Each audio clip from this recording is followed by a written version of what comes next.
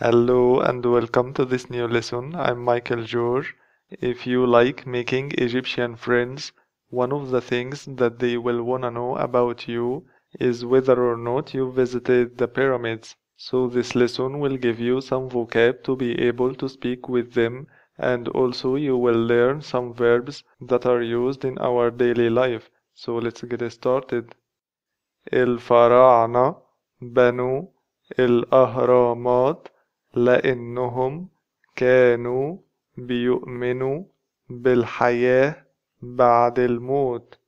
جوه الأهرامات كانوا بيحطوا أكل وذهب وكنوز وأدوات عشان يستخدمها الإنسان بعد ما روحه ترجع لجسمه مرة تانية.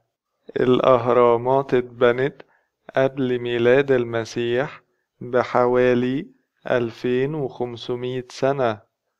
هما كانوا فاكرين إن الشكل الهرمي الضخم بيساعد الروح تطلع السما وتتعرف على الجسم لما ترجع مرة تانية.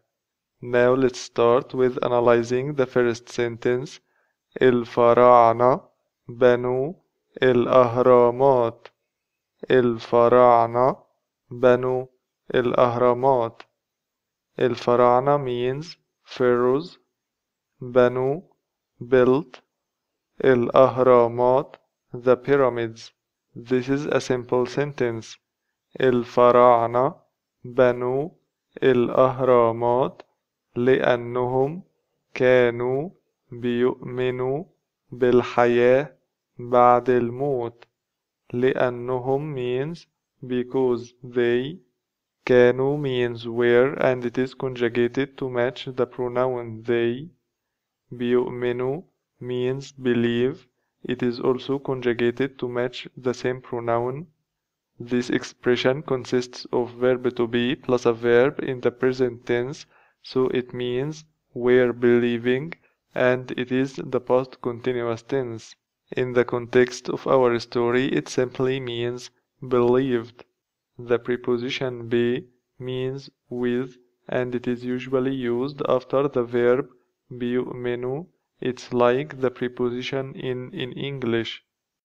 الحياة بعد الموت means life after death.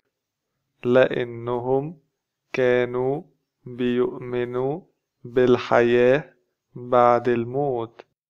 جوه الأهرامات كانوا بيحطوا أكل وذهب وكنوز وأدوات.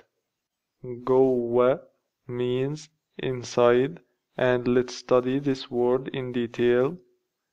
أنا جوه المبنى. أنا جوه المبنى.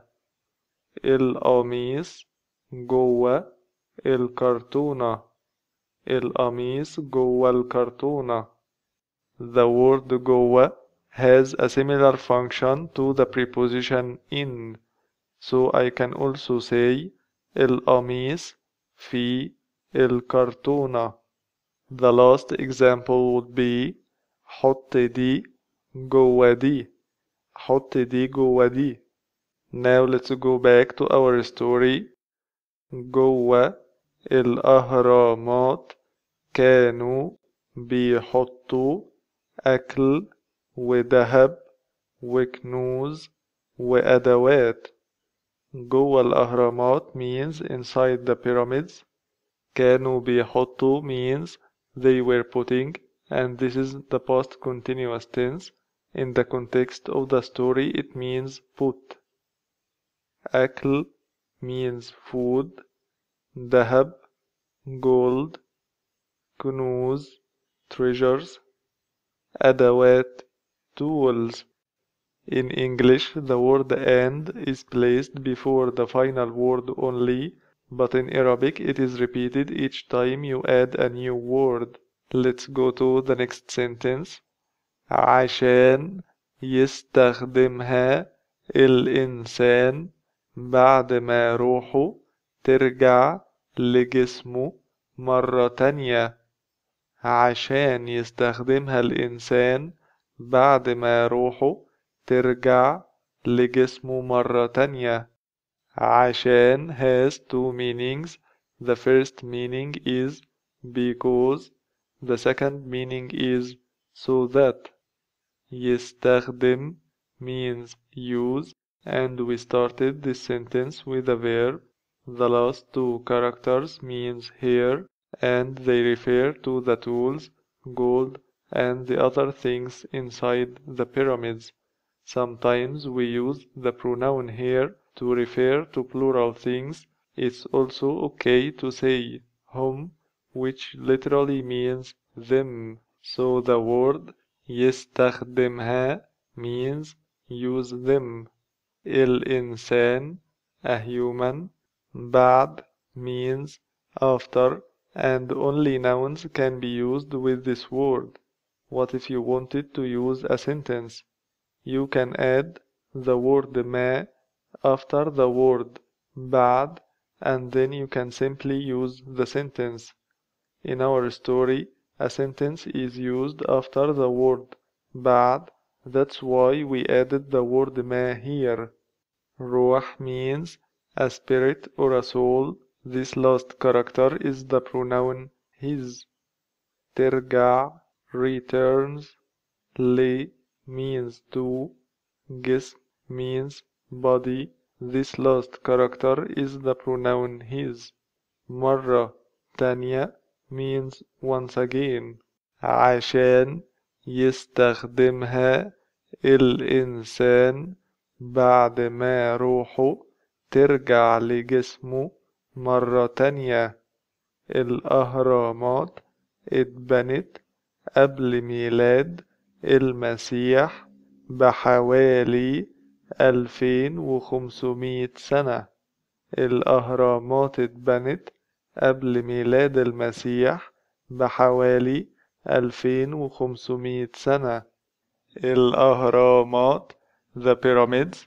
This is a passive voice. It means were built. That's a good choice of words, because if you say بنت it means built, and pyramids cannot build anything. They are just stones, so we need to use the passive voice. قبل means before. Do you know the opposite of this word? I've just explained it in the previous sentence, so let's go back to the previous sentence. Here it is. بعد means after. Do you remember the rule of the word ما? The same rule can be applied to the word قبل. Let's go to our current sentence. The word ما is not used after the word قبل, so it is expected to find a noun after it. You will not find any other verb in the remaining words of this sentence. The noun is ميلاد المسيح, which means the birth of the Christ. بحوالي means with about. 2500 سنة means 2500 years. So the literal translation is the pyramids were built before the birth of the Christ with about 2500 years. الأهرامات اتبنت قبل ميلاد المسيح بحوالي 2500 سنة. Let's study the words قبل and بعد in detail, so let's use them to describe this picture. العربية السوداء هتوصل قبل العربية الخضراء. العربية السوداء هتوصل قبل العربية الخضراء. العربية الخضراء هتوصل بعد العربية السوداء. العربية الخضراء هتوصل بعد العربية السوداء. التاكسي الأصفر هيوصل بعد ربع ساعة. التاكسي الأصفر هيوصل بعد ربع ساعة. الحق التاكسي قبل ما يمشي. الحق التاكسي قبل ما يمشي. The word الحق in Egyptian Arabic means run after or try to catch. Now let's go to our story. هما كانوا فاكرين إن الشكل الهرمي الضخم. هما means they. كانوا فاكرين were thinking. This is the past continuous tense, but in the context it means thought. In means that. الشكل shape. الهرمي pyramidal. الضخم huge. هما كانوا فاكرين إن الشكل الهرمي الضخم بيساعد الروح تطلع السما. بيساعد الروح تطلع السما. بيساعد means helps. الروح the soul. تطلع is a verb in the present tense. It means to go up. It is used with stairs, escalators, second floor, and so on. السما the sky. بيساعد الروح تطلع السما وتتعرف على الجسم لما ترجع مرة تانية. وتتعرف على الجسم لما ترجع مرة تانية. تتعرف means to recognize. It also has another meaning which is to get to know someone.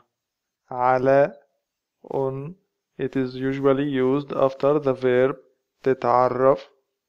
الجسم means the body. I just added the pronoun its to clarify the meaning, but it has no equivalent in Arabic. لما when. ترجع means returns or comes back. It is conjugated for the pronoun she because it refers to the soul, and the soul is a feminine word. مرة تانية means once again. وتتعرف على الجسم لما ترجع مرة تانية. Now I am going to read the story slowly. الفراعنة بنوا الأهرامات لأنهم كانوا بيؤمنوا بالحياة بعد الموت. جوه الأهرامات كانوا بيحطوا أكل وذهب وكنوز وأدوات عشان يستخدمها الإنسان بعد ما روحه ترجع لجسمه مرة تانية. الأهرامات اتبنت قبل ميلاد المسيح بحوالي 2500 سنة. هم كانوا فاكرين إن الشكل الهرمي الضخم بيساعد الروح تطلع السما وتتعرف على الجسم لما ترجع مرة تانية. Now I'm going to read the story with the normal speed. الفراعنة بنوا الأهرامات لأنهم كانوا بيؤمنوا بالحياة بعد الموت. جوه الأهرامات كانوا بيحطوا أكل وذهب وكنوز وأدوات عشان يستخدمها الإنسان بعد ما روحه ترجع لجسمه مرة تانية. الأهرامات اتبنت قبل ميلاد المسيح بحوالي 2500 سنة. هم كانوا فاكرين إن الشكل الهرمي الضخم بيساعد الروح تطلع السما وتتعرف على الجسم لما ترجع مرة تانية. I hope you enjoyed this video. Thanks for watching. Bye bye.